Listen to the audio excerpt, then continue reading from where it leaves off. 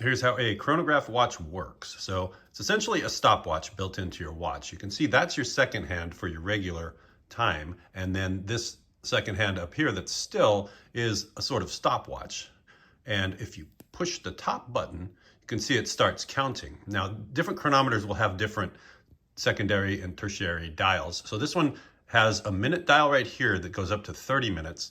And then this one gives you the 1/10 of a second. So you can time things within a 1/10 of a second with this watch. If you push the start button again, the top button, then it'll give you the time. And you can see that dial went to 8/10 of a second. So we're at 17.8 seconds. And then if you push the button again, it will continue to count.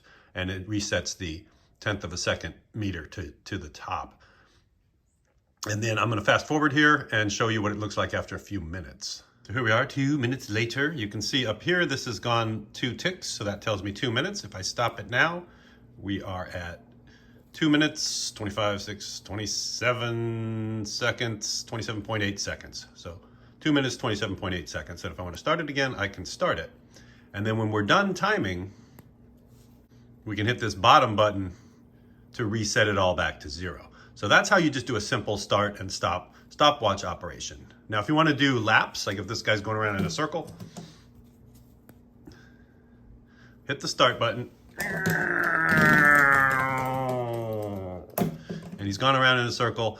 Then we hit this bottom button is the split button. So if I hit it, it'll calculate the time. And then if this were old-timey days where people use pens and pencils, I would write down his time for the first lap. And then when I hit the button again, as he's driving around the second lap, you can see it jumps forward. So when he does his second lap, then if I hit the split time again, I can write that time down, see if his second lap is faster or slower. And then once I've written that down with my pencil, boom, it jumps forward again to the current time. So it can stop, tell you how good you're doing, and then you hit the button and it starts back up again.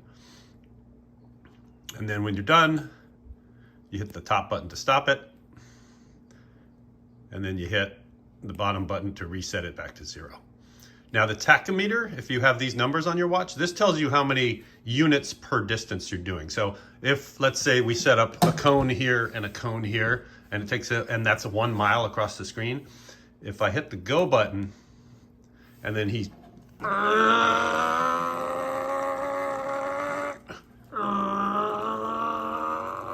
gets to the end, and I hit stop, dude, he's doing 300 miles an hour, provided that was a mile unit. So if you have a 1 mile track, you always see the old movies where the guy hits the stopwatch when the car goes around and he goes, wow, that's what he was using is this. And you can see the top is 60 because if you're going 1 mile in 60 seconds, that's 60 miles an hour. So that's it. That is how to use a chronometer tachometer watch.